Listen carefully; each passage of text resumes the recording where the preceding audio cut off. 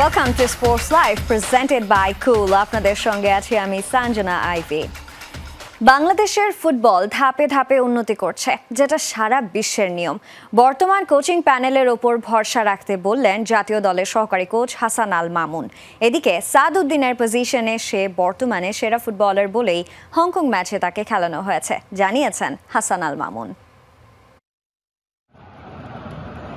Santiago বার্নাবুর ছাদ বন্ধ করে রিয়াল মাদ্রিদ প্রতিপক্ষের 90 মিনিটকে বানায় অনন্তকাল।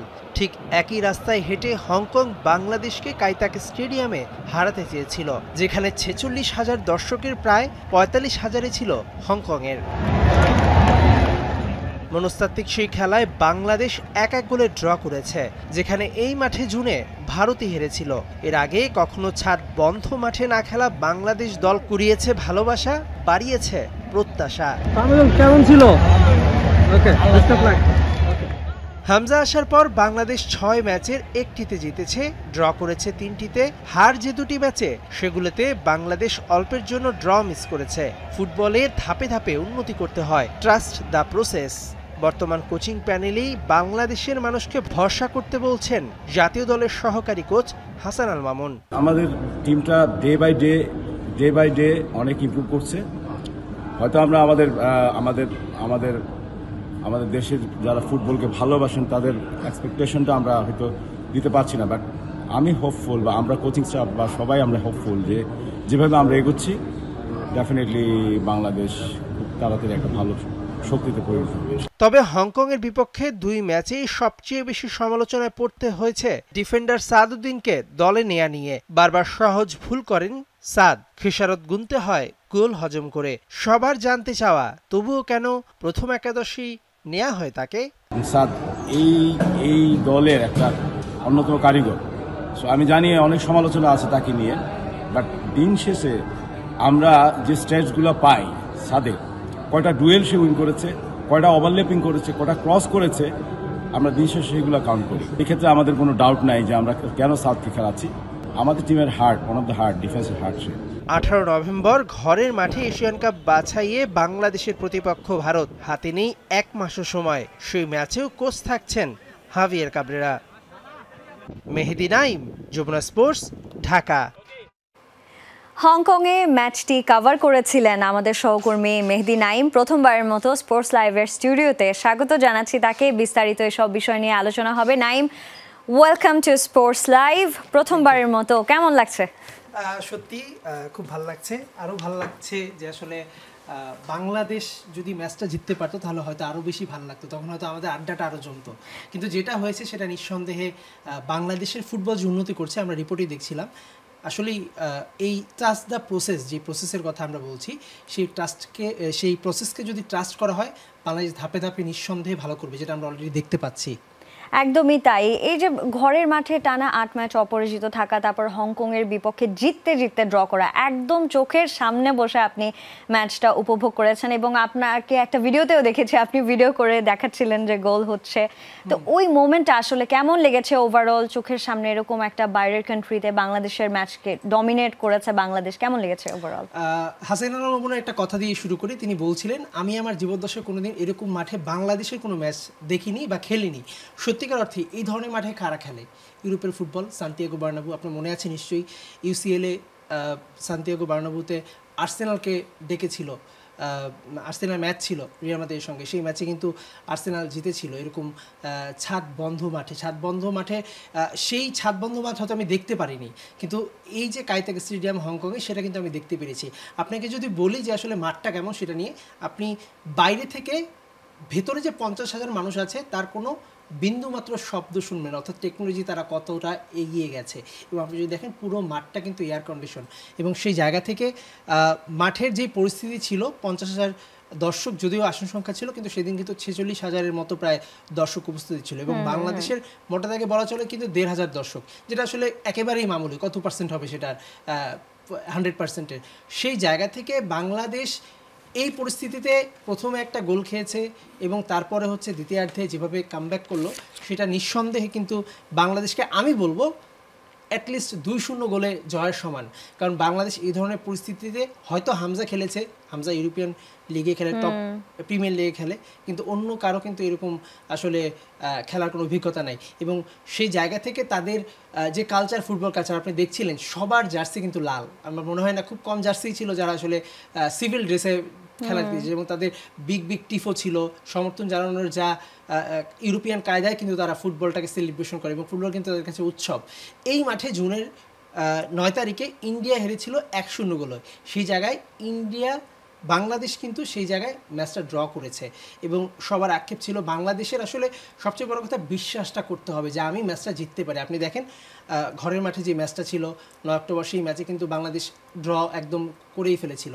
সেই জায়গা থেকে আরেকটু ভালো খেলে তো ম্যাচটা আমরা জিততামও। কিন্তু আপনি খেয়াল করেন ফুটবলাররা কিন্তু একদম শেষ মুহূর্তে সেলিব্রেশনের কারণে গোলটা কিন্তু খেয়ে যায়। অর্থাৎ তারা যেই উদ্দামতা দেখিয়েছিল, একদম ডাগ আউটে গিয়ে একদম ক্রেজিনেস করেছিল, সেখান থেকে সেই শক্তি কিন্তু ক্ষয় হয়। সেই জায়গাতে কিন্তু আর ফিরতে পারেনি, এবং খুব সহজ একটা গোল একদম শেষ 20 সেকেন্ডে বাংলাদেশ হজম করে, যে কারণে নাহলে কিন্তু অলরেডি 2টা ম্যাচই কিন্তু বাংলাদেশ ড্র করতে পারতো।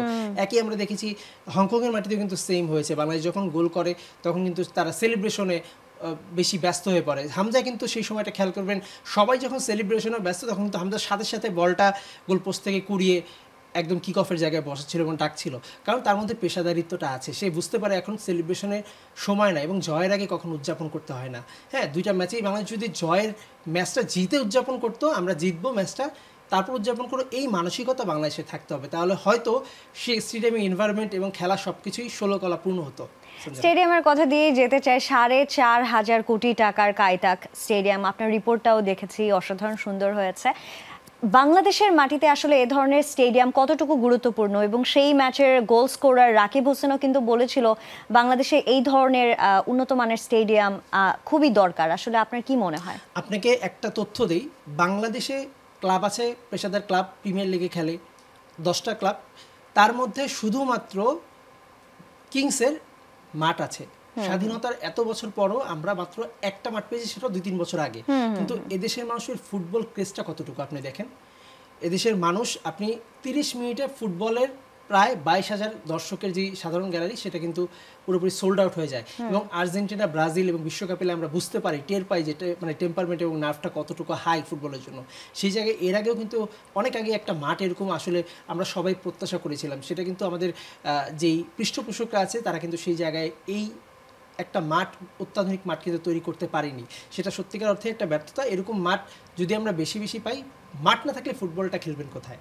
সেই জায়গা থেকে বড় বড় অনেক ক্লাবেরই মাঠ নেই, এবং যে মাঠগুলো আছে সেগুলো খেলার উপযোগী নয়। একটা মাঠ বানাতে আসলে কত টাকা খরচ হয়।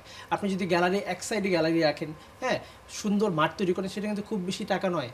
হ্যাঁ, এরকম করে কিন্তু আপনার অনেক দেশেই কিন্তু ছোটো ছোটো মাঠ করছে। আপনি মিডল ইস্টে দেখেন, এক পাশে গ্যালারি থাকে, সেখান জায়গা থেকে কিন্তু সহজেই কিন্তু তারা মাঠে খেলাটা রাখতে পারে। এবং প্রেস বক্স নিয়ে আপনি বলছেন যে প্রেস বক্স কিন্তু নেই সেই মাঠে। মাঠে খেলা দেখেছে সাংবাদিকরা মাঠে বসে। অর্থাৎ বাংলাদেশ যখন গোল করে, দুইটাই হচ্ছে, অর্থাৎ আমি যে পিছনে ছিলাম, মিতুল মান পিছনে ছিলাম আমি, দুইটা গুলি আসলে ওখান থেকে হয়, আমি ক্লিয়ারলি দেখতে পাচ্ছি। ম্যাচটা আসলে উপভোগ করার জায়গাটাও থাকে। তো সেই জায়গা থেকে বাংলাদেশের উচিত অন্তত ছোট ছোট মানে মাঠ নিয়ে কাজ শুরু করা। সরকার অলরেডি শুরু করেছে, 6 বিভাগে 6টা স্টেডিয়াম চেয়েছে বরাদ্দ। এখন এটা আসলে অনেকদিন ধরে চেয়েছিল, সেটা যদি আমরা দেখতে পাই আগামী 2-4 বছরের মধ্যে, মাঠ থাকলে ফুটবল মাঠে থাকবে, তৃণমূলে ফুটবল এগিয়ে যাবে, এবং দিন শেষে আমরা ফুটবলার পাবো। খেলোয়াড়দের এবং স্টেডিয়ামকে যদি একপাশে রেখে কোচের দিকে যদি তাকাতে চাই, হ্যাভিয়ার ক্যাব্রেরাকে ভারত ম্যাচের আগে কি ছাঁটাই করার কোনো সম্ভাবনা আপনি দেখতে পাচ্ছেন? আসলে আজকে হচ্ছে গিয়ে 19 তারিখ, অর্থাৎ 18 তারিখে 18 নভেম্বর ঘরের মাঠে ইন্ডিয়ার সঙ্গে ম্যাচ, 1 মাসও কিন্তু নেই। তার মধ্যে আপনি দেখেন প্রিমিয়ার লিগে কিন্তু প্রতিটা দল মাঝখানে যে উইন্ডোটা আছে সেখানে কিন্তু একটা করে ম্যাচ খেলতে পারবে। কিংস চলে যাবে 2-3 দিন পরে কুয়েতে, সেখানে আসলে তাদের এএফসি ক্লাব কম্পিটিশনের ম্যাচ আছে। সুতরাং এই মাঝখানে গড়পড়তায় আমি যদি ধরি 20টা দিন, এই 20 দিনে আসলে কোচ খুঁজে পাওয়া সম্ভব না। কাবরেরাই থাকছে ভারত ম্যাচে। কাবরেরা যদি যেই ভুলগুলো সে দেখেছে গত 4টা ম্যাচে, আমরা 2টা ক্লিন ম্যাচ সিঙ্গাপুর এবং হংকং, যে 2টা ম্যাচে আমরা ড্র করতে পারতাম ঘরের মাঠে, সেই ম্যাচ 2টা যদি বাংলাদেশ ড্র করতো, আজকে কিন্তু পয়েন্ট টেবিলে রেসে টিকে থাকতো। আপনাকে একটা মজার তথ্য দিই, বাংলাদেশ এফসি এশিয়ান কাপ বাছাই পর্বে 4টা ম্যাচ খেলেছে, এবং 2টা ম্যাচ পয়েন্ট পেয়েছে কোন ম্যাচগুলোতে? অ্যাওয়ে ম্যাচে, অর্থাৎ ইন্ডিয়ার বিপক্ষে ইন্ডিয়ার মাঠে তারা এক গোলে ড্র করেছে এবং হংকংয়ে সেই রকম পরিস্থিতিতে বাংলাদেশ এক গোলে ড্র করেছে। অর্থাৎ বাংলাদেশ কি তাহলে ঘরের মাঠের প্রত্যাশা মেটাতে পারছে না? ঘরের মাঠে বাংলাদেশের যে দর্শক ক্রেজ, মানুষের ভালোবাসা, উচ্ছ্বাস উদ্দীপনা, সেটা কি তাদের জন্য বাড়তি চাপ হয়ে যাচ্ছে? আমার মনে হয় সেটা একটু ভাবতে হবে। তারা প্রতিপক্ষে ভারতের মাটিতে যে কোনো খেলা কিন্তু জেতা মোটেও সহজ না, সেখানে ড্র করেছে। ম্যাচটা আমরা জিততেই পারতাম এবং হংকংয়ে ম্যাচটা যদি আমরা জিততাম তাহলে অবাক হওয়ার কিছু ছিল না। সেই জায়গাগুলো হাবিয়ার ক্যাবরেরা যদি ঠিকমতো কাজ করতে পারে, তিনি যদি আসলে যেই ভুলগুলো তিনি করেছেন সেগুলো তিনি যদি বুঝতে পারেন, এবং যেটা সবাই বলছে যে অবশ্যই সমিত সোমকে ম্যাচের প্রথম থেকে খেলানো, হামজাকে তো খেলাচ্ছেনই, পাশাপাশি ফাহমিদুল লাস্ট ম্যাচে নামার পরেই কিন্তু 3টা চান্স ক্রিয়েট হয়েছিল।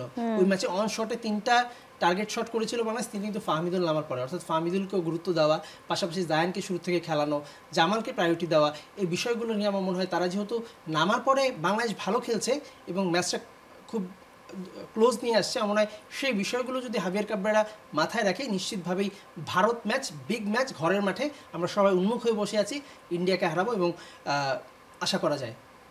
একদমই তাই, বাংলাদেশের জন্য অনেক শুভকামনা থাকবে এবং হাভিয়ার ক্যাবরেরা যেন তার ভুলগুলো শুধরে নতুন করে স্কোয়াডটাকে সাজাতে পারে, সেই শুভকামনা থাকবে। অনেক ধন্যবাদ নাইম আমাদের সঙ্গে যুক্ত হওয়ার জন্য। আপনাকে ধন্যবাদ। 22 দিন পর আবারও শুরু হয়েছে বাংলাদেশ ফুটবল লিগ। দ্বিতীয় রাউন্ডের প্রথম দিনে মাঠে গড়িয়েছে 3টি ম্যাচ। আবাহনী 0 হাতে মুন্সিগঞ্জ থেকে ফিরলেও মোহামেডান 1 পয়েন্ট পেয়েছে কুমিল্লায় ব্রাদার্স ইউনিয়নের বিপক্ষে। সাম্প্রতিক সময়ে দীর্ঘদিন আবাহনীর বিপক্ষে জয়হীন ছিল ব্রাদার্স, তাই আবাহনীর বিপক্ষে 2-1 গোলের জয়টি ব্রাদার্সের জন্য অত্যন্ত স্বস্তির। বর্তমান চ্যাম্পিয়ন ঢাকা মোহামেডানের চলতি লিগ মোটেই ভালো যাচ্ছে না।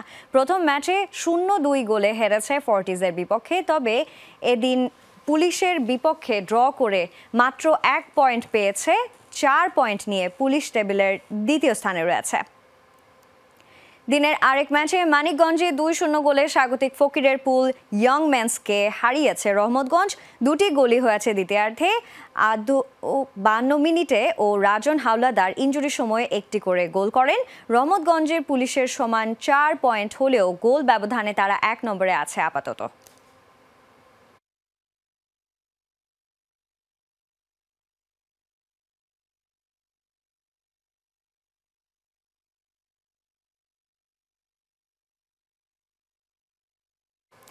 এবারে নারী বিশ্বকাপের খবর। নারী বিশ্বকাপে এবার শ্রীলঙ্কার বিপক্ষে মাঠে নামবে বাংলাদেশ। সেমির আশা বাঁচিয়ে রাখতে এই ম্যাচে জয় ছাড়া কোনো বিকল্প নেই টাইগ্রেসের সামনে। ম্যাচটি শুরু হবে আগামীকাল বিকেল 3:30টায়। টানা 4 ম্যাচ হারে কঠিন সমীকরণের মুখে পড়েছে নিগার সুলতানার দল। তাই তো লঙ্কানদের পাশাপাশি জয় পেতে হবে ভারতের বিপক্ষেও। এরপর আশা করতে হবে ভারত ও নিউজিল্যান্ড 2 দলকেই যেন হারায় ইংল্যান্ড। যদি নিউজিল্যান্ড ভারতকে হারায় তাহলে বাংলাদেশ নিউজিল্যান্ড ও ভারতের সমান 6 পয়েন্ট থাকে। তখন বড় ব্যবধানের জয়ে জিততে হবে বাংলাদেশকে, কারণ রান রেটে অনেক পিছিয়ে আছে টিম টাইগ্রেস। এদিকে সেমির আশা বাঁচিয়ে রাখতে বাংলাদেশ ও পাকিস্তান 2 দলকেই হারাতে হবে শ্রীলঙ্কাকে। সেই সাথে প্রার্থনা করতে হবে যেন ভারত হারে সব কটি ম্যাচে। এছাড়া ইংল্যান্ডকেও জিততে হবে নিউজিল্যান্ডের বিপক্ষে। মিরপুরের এ ধরনের উইকেটে খেললে আত্মবিশ্বাস পাবে না ব্যাটাররা। রান করাটা অত্যন্ত চ্যালেঞ্জিং, এমনটাই ভাবনা মিনহাজুল আবেদিন নান্নুর। এক সিরিজ দেখে মিরাজের অধিনায়কত্ব করতে নারাজ। মেধা আছে, সময় দিলে অধিনায়ক মিরাজও আস্থার প্রতিদান দেবেন বিশ্বাস সাবেক এই অধিনায়কের। পরিশ্রমের ফল পেয়েছেন রিশাদ, মনে করেন বিসিবির এই কর্তা। আফগানিস্তানের কাছে ধবল ধোলাইয়ের পর ঘরের মাঠে উইন্ডিজের বিপক্ষে প্রথম ওয়ানডেতেই জয়। যদিও কাটেনি বাংলাদেশের ব্যাটিংয়ের দুরবস্থা, তার উপর কালো মাটির উইকেট নিয়ে হচ্ছে ব্যাপক আলোচনা সমালোচনা। সাবেক অধিনায়ক মিনহাজুল আবেদিন নান্নু বলছেন, এ ধরনের উইকেট অনেক চ্যালেঞ্জিং, আত্মবিশ্বাস যোগাবে না ব্যাটারদের। অত্যন্ত চ্যালেঞ্জিং, কারণ একটা ব্যাটসম্যান কোনোদিন স্বাচ্ছন্দ্যে এখানে ব্যাটিং করাটা ডিফিকাল্ট। আপনি সেট হতে পারবেন না, যে কোনো সময় একটা বাজে বলও আপনাকে আউট করে দিবে, একটা এত বড় টার্ন, আনইভেন বাউন্স। এই ধরনের উইকেটে ব্যাটসম্যানরা কোনোদিন কনফিডেন্ট পায় না, হয়তো আপনার রেজাল্টটা পাবে, কিন্তু ব্যাটসম্যানদের যেটা উন্নতির যে দিকগুলি আছে ওগুলি থেকে আপনি কোনো কিছু পাবেন। আমরা বাইরে থেকে যত কিছু আলোচনা করি যে মিরপুরের উইকেট নিয়ে, কিন্তু এন্ড অফ দ্য ডে কিন্তু রেজাল্টটা ভেরি ভেরি ইম্পর্টেন্ট। এবং এই জায়গায় আপনাকে চিন্তা করতে হবে যে র্যাঙ্কিংয়ে এখন আমরা 10 নম্বর। সবশেষ ম্যাচে ব্যাকফুটে থাকা বাংলাদেশকে জয় এনে দেন লেগ স্পিনার রিশাদ হোসেন, যার আজকের অবস্থানের পেছনে বড় ভূমিকা আছে নান্নু বাশারদের। ম্যাজিক্যাল স্পেলে ক্যারিবিয়ানদের ধসিয়ে দেয়া রিশাদ পেয়েছেন সর্বোচ্চ পরিশ্রমের ফল, বলছেন সাবেক এই অধিনায়ক। আমরা প্রথম দিকে লিখনকে দেখেছিলাম, তারপরে আমিনুল, বিপ্লব, তারপরে রিশাদ। তো সব কিছু মিলে কিন্তু অনেক স্ট্রাগল করতে হয়েছে এবং রিশাদকে নিয়ে একটু বেশি হয়েছিল, কারণ প্রিমিয়ার ডিভিশন ক্রিকেটে আমরা ওর জন্য টিম পাচ্ছিলাম না খেলানোর জন্য। এইভাবে হাই পারফরমেন্সে ওকে কিন্তু যথেষ্ট ভালোভাবে নার্সিং করি আমরা, এবং এনসিএলে লেগ স্পিনারের জন্য একটা স্পেস করে দিয়েছিলাম, যার বাধ্যতামূলক যাতে লেগ স্পিনার খেলাইতে পারে। রিশাদের সবচেয়ে ভালো গুণ হলো যথেষ্ট হার্ড ওয়ার্কার, এবং যথেষ্ট ওর অ্যাবিলিটি যতটুকু ছিল তার থেকে বেশি ওর চেষ্টা করেছে। এদিকে টাইগারদের পারফরমেন্সে ব্যাটিংয়ের পাশাপাশি কাঠগড়ায় মিরাজের অধিনায়কত্ব। এই সংস্করণে অধিনায়ক মিরাজকে নিয়ে প্রশ্ন উঠলেও এক সিরিজ দিয়েই বিচার করতে চান না নান্নু। একটা দুটো সিরিজ দিয়ে আপনি মূল্যায়ন করতে পারবেন, অ্যাটলিস্ট যদি 6-7টা সিরিজ যদি না যায়, লম্বা স্পেল যদি না যায়, তাহলে আপনি বুঝতে পারবেন যে একটা ক্যাপ্টেন কতটুকু কীভাবে টিমকে চালাচ্ছে। আন্ডার-19-এর ক্যাপ্টেন ছিল এবং যথেষ্ট ভালো ক্রিকেটার, তো মেধা যথেষ্ট আছে। আমার মধ্যে ওর পক্ষে ক্যাপ্টেন্সিতে কোনো হার্ড ওয়ার্ক না। তো যেভাবে টিমকে পরিচালনা করেছে, সামনে হয়তো আলো এক্সপিরিয়েন্স গেইন করে আরও ভালো করবে আশা করি। হাসান আল মারুফ, যমুনা স্পোর্টস, ঢাকা। এবারের সময় হলো একটি স্ট্র্যাটেজিক টাইম আউটের, সো স্টে কানেক্টেড। পাকিস্তানের বিপক্ষে টি-20 সিরিজ জয়ের পর বাজে উইকেট নিয়ে সমালোচনা করেছিলেন বিসিবিডি cricket operations chairman Nazmul Abedin Fahim. ঠিক তার পরের সিরিজের প্রথম ম্যাচেই আবারও একই ধরনের উইকেট। সাবেক অধিনায়ক মোহাম্মদ আশরাফুল বলেছেন, ওয়ানডে বিশ্বকাপে কোয়ালিফাই করার জন্য এই মুহূর্তে ঘরের মাঠের সুবিধা নেওয়া দরকার। প্রশ্ন ওঠে, হোম অ্যাডভান্টেজই যদি নিতে হয়, কেন তাহলে প্রেস কনফারেন্স ঘটা করে উইকেটের সমালোচনা করা? অভাবের সংসারে ঝুঁকি নেয়া কঠিন। বাংলাদেশ ক্রিকেট যেন সেই অভাবের সংসার। মাস 2 আগে পাকিস্তান সিরিজের উইকেট নিয়ে কড়া সমালোচনা করেছিলেন নাজমুল আবেদিন ফাহিম। হোম অফ ক্রিকেটে ঠিক তার পরের ম্যাচেই র্যাঙ্ক টার্নার। কারণটাও যে পরিষ্কার, ভালো উইকেটে খেললে ক্যারিবিয়ানদের বিপক্ষে হারের ভয়, যে হার ছিনিয়ে নিতে পারে সরাসরি বিশ্বকাপ খেলার সম্ভাবনা। পাকিস্তানের সাথে এবার যখন আমাদের খেলা হয়েছে, আমাদের head coach was very disappointed উইকেটের কারণে। আমাদের head coach was very disappointed উইকেটের কারণে। So were we. যেহেতু আমাদের ওয়ার্ল্ড কাপ খেলতে হবে, আমাদের টিমটা এই মুহূর্তে মরালি একটু ডাউন, কারণ ওয়ানডে ক্রিকেট আমাদের রেজাল্ট হচ্ছে না। যেই উইকেট ছিল, যদি এখন ফ্ল্যাট উইকেট দিতেন তাহলে হয়তো ডিফারেন্ট বল গেম হতো। এখানে কোনো কেউ ইনফ্লুয়েন্স করেনি, এটা বলতে পারেন, শিওর থাকেন যে এটা কেউ করেনি। যেহেতু বৃষ্টি হয়েছে, বৃষ্টি হওয়ার জন্যে উইকেটটা একটু টার্নিং বেশি হয়েছে। হোম অ্যাডভান্টেজ ক্রিকেটের খুবই পরিচিত শব্দ। প্রতিটা দলই ঘরের মাঠের সুবিধা নেয়ার চেষ্টা করে। ঘরের মাঠে এজন্য সাউথ আফ্রিকা বাউন্সি উইকেট বানিয়ে প্রতিপক্ষকে নাচায়, শ্রীলঙ্কা নাচায় স্পিন দিয়ে, ওয়েস্ট ইন্ডিজের গায়ানায়ও মেলে এমন উইকেট। একই দলে বাংলাদেশও।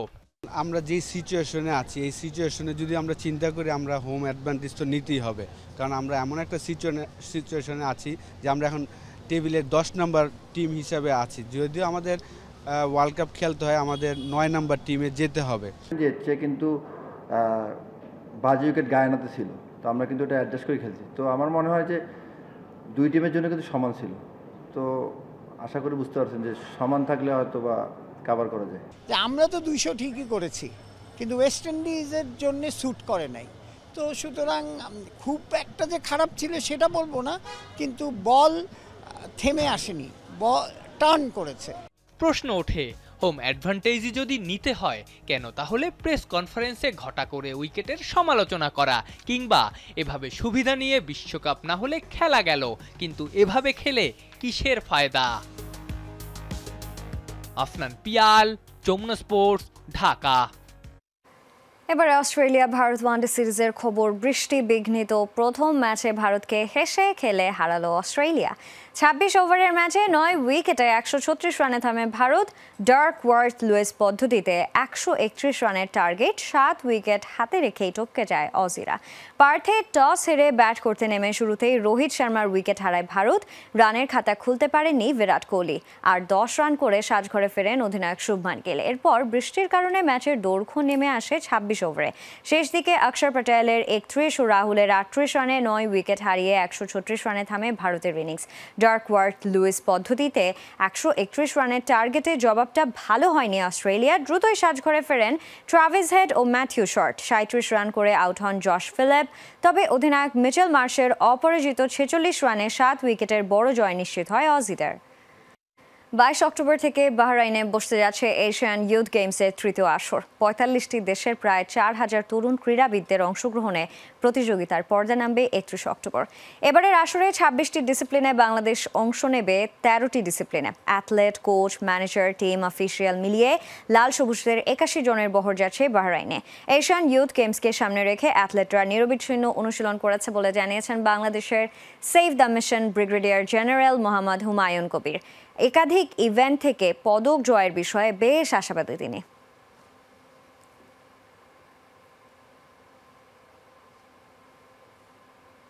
আর এই ছিল আজকে স্পোর্টস লাইভে। এতক্ষণ সঙ্গে থাকার জন্য সবাইকে ধন্যবাদ। আল্লাহ হাফেজ।